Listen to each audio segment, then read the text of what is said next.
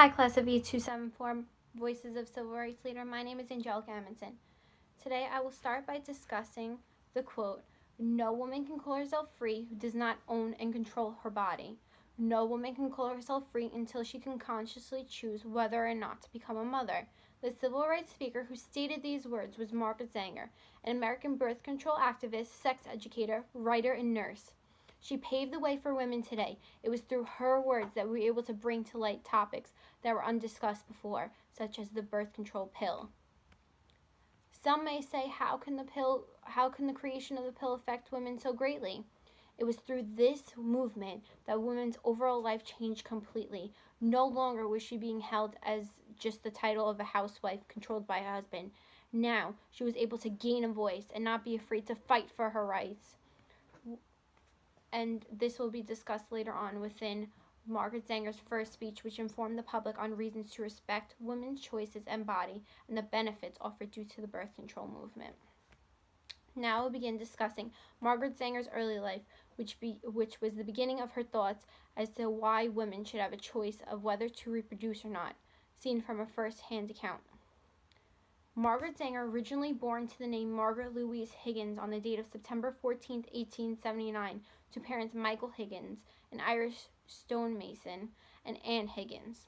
According to the article Margaret Sanger, found on the website biography.com, states how in her early life Margaret saw firsthand of women's suffering due to pregnancy, seen from the deterioration of her mother's health. Sanger was the sixth child out of 11 children within her Roman Catholic Irish family. Due to these numerous live births and miscarriages faced by her mother, was the leading cause of her to become deceased at such a young age of 40 years old. This tragic death expanded Margaret's curiosity to help women undergoing the same conditions as her mother. Sanger eventually got fed up of living with her father after her mother passed away because he was not ultimately making a better life for his children. This is why at the age of 17 she decided to attend Calvary College and later expand her education to finish at the Hudson River Institute in order to make something better of herself so she would not fall into her mother's footsteps. Margaret Sanger's constant need to help people led to her choosing the career path of working as a nurse on the Lower East Side of New York City. It was thanks to this experience that led Margaret to come to the observation that there is a connection corresponding between poverty and uncontrolled fertility. An example of this is seen through high rates of infant deaths, ranging from 23% for firstborn children, 60% for 12-born children, and mother mortality, and even in worst cases, deaths from botched illegal abortions, which was taken from the NHD website. Now found on the website Encyclopedia Britannica, written on the biography of Margaret Sanger, states that due to these observations, Sanger started to develop ideals and strongly support every woman has a right to avoid unwanted pregnancies by having a means of control for her own body. And she wanted to bring this news forth to public by giving women the right to be respected by all. Now I would like to provide you with how ethos, pathos, logos was evident in Margaret Sanger's speeches, along with the rhetorical devices used to enhance the effect of her words to the audience. Through the website pathosethoslogos.com, the definition ethos is described as an appeal or means to convince an audience of the author's credibility or character. Margaret Sanger demonstrated her credibility over the topic due to her first-hand account of how little control women had over their own body. From such a young age, she was seeing firsthand how her mother's health deteriorated due to the numerous amount of pregnancies, ultimately leading to her death. This was one of the leading causes of the movement for her women's rights, for control over her own body, because she felt it was a greater emphasis. She wanted to do this for her mother, giving her mother a voice. In addition to working as her experience as a nurse, Sanger gave a better understanding as to how women suffered due to a lack of information about contraceptives and insufficient funds.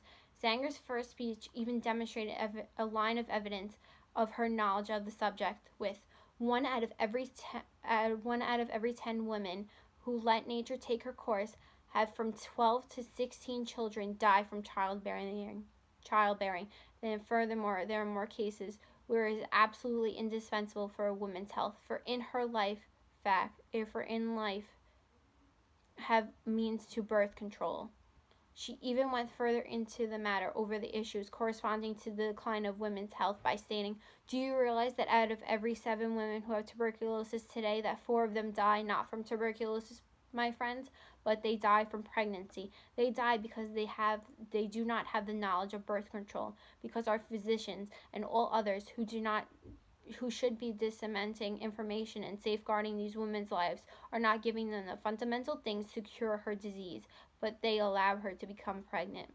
Margaret wanted to use this evidence based upon her facts in order to emphasize the importance of educating women to further prevent issues and complications due to pregnancies.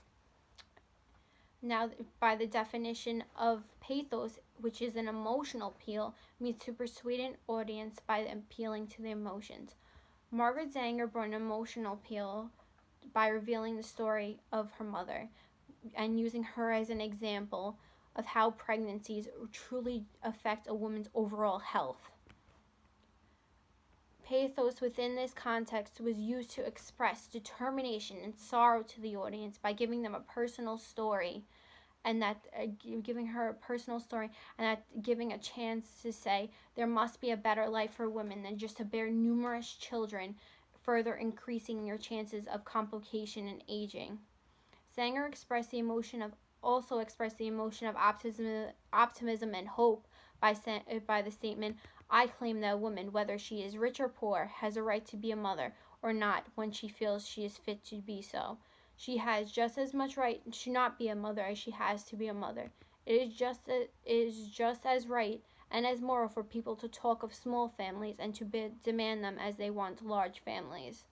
It is just as moral." It is through these words Sanger's speech gave women the power to not be silenced no longer from this point forward, and not let anyone else decide what is best for her body. Women are the sole controllers of their own body, and we must embrace that and express that power through our own words. Now, the definition of logos is described as the means to appeal to logic and means to convince the audience by use of logic and reason. An example of logos seen through Margaret Sanger's first speech is, "We know that out of 1,000 children born, 200 of them live when they are either the second or third. Once the 7th arrives, there are 300 that die out of 1,000, and by the time the 12th child arrives, 600 out of 1,000 pass away." And so we can see that a man or a woman who brings to birth 2 or 3 children has a better chance of bringing them to maturity than if they continue to have 9 or 10 or 12 children. Sanger provided this evidence from the United States government, proving her claim that larger families have a higher risk of survival rate by comparison to smaller families, giving the audience food for thought that pregnancies, although for the most part are a joyous event, there can be a downside to numerous pregnancies affecting both the mother and child greatly. A rhetorical skill that has been used in Margaret Sanger's speech is anaphoria, which is the deliberate repetition of a word or phrase in a successive phrase. A statement that uses an example of this rhetorical skill is, 7 women who have tuberculosis today, that 4 of them die. Not from tuberculosis, my friends, but they die from pregnancy. They die because they do not have the knowledge of birth control. The word that is often reused within the sentence is "they die," putting a greater emphasis on the seriousness of what is being told to us and the methods we must take in order to prevent the continuation of this endless cycle.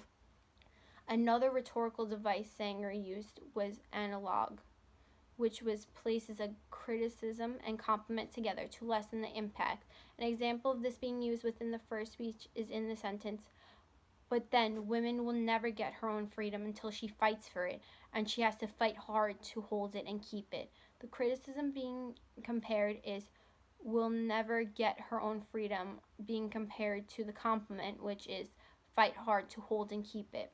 Through this sentence, we understand Margaret Sanger's overall speech. She wanted to portray that in order for women to be able to speak our minds freely, we must fight for our rights and control over our body.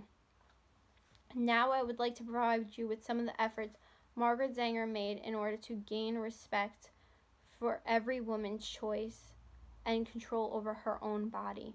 An important accomplishment made by Margaret Sanger was the publishing of her monthly magazine entitled Woman Rebel in March of 1914 with the help of the NBCL. This lead article specified the aim of this paper will be to stimulate working women to think for themselves and to build up a conscious fighting character, taken from the website nhds.org.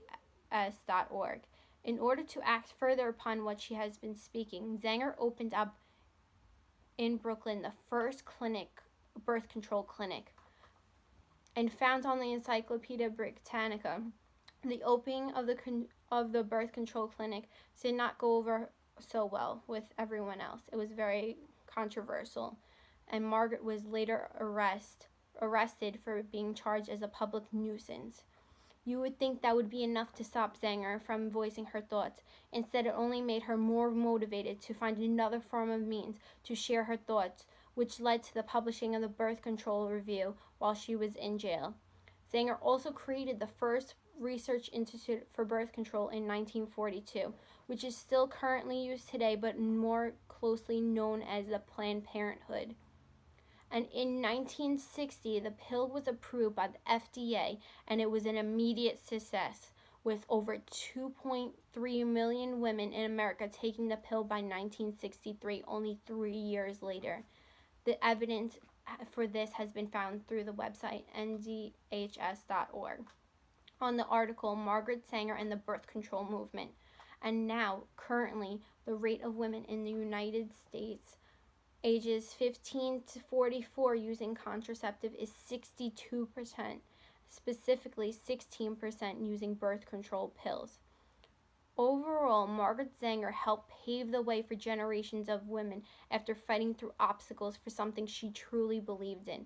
It is thanks to her perseverance that women are able to excel in schooling, careers, and have a more planned family size, and in addition, have the freedom to speak up on what may be controversial to some without worrying about being prosecuted.